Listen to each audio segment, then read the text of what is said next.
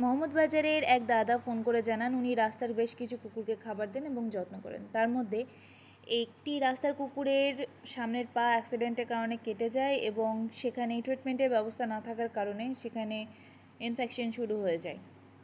আমরা ঘটনাস্থলে পৌঁছতে পারিনি আমাদের আর্থিক অনটনের জন্য, এবং সেই টাইমে আরেকটি অপারেশন ছিল। যে কুকুরটির অ্যাক্সিডেন্ট হয়েছিল তার পরবর্তী আপডেট অবশ্যই আপনাদের কাছে দেবো। ভাগ্যবশত যে দাদা আমাদের ফোন করেন উনি এই কুকুরটিকে আমাদের কাছে নিয়ে আসেন। তারপর ওর আমরা অপারেশন করি এবং আমাদের কাছেই রাখি।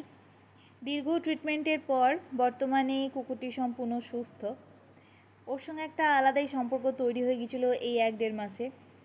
আসলে কুকুরটি খুবই শান্ত স্বভাবের আর খুব মিশুকে, তাই আমাদের সঙ্গে খুব তাড়াতাড়ি ওর বন্ধুত্ব তৈরি হয়ে গিয়েছিল।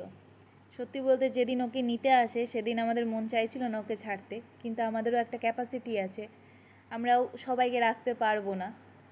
তাই ও নিজের জায়গাতে নিজের পরিবারের কাছে ফিরে গেল। প্রার্থনা করবেন ও যেন ভালো থাকে। ওর সঙ্গে কাটানো কিছু মিষ্টি মুহূর্ত আপনাদের সঙ্গে ভাগ করে নিলাম।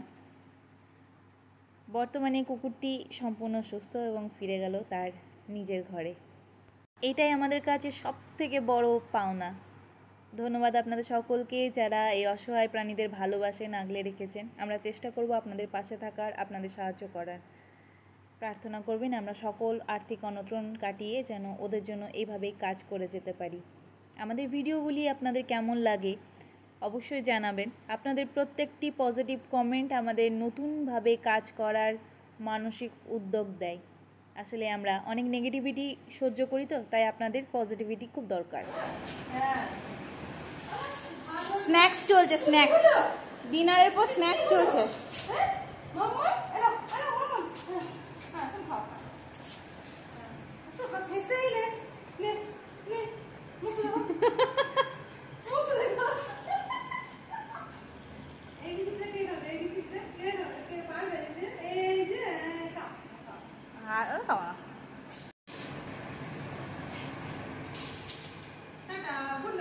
Tata, bye bye, good night, by.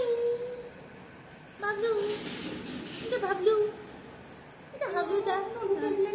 আমাকে চুপিয়ে দিলি, আমি তো চুপ করেই ছিলাম।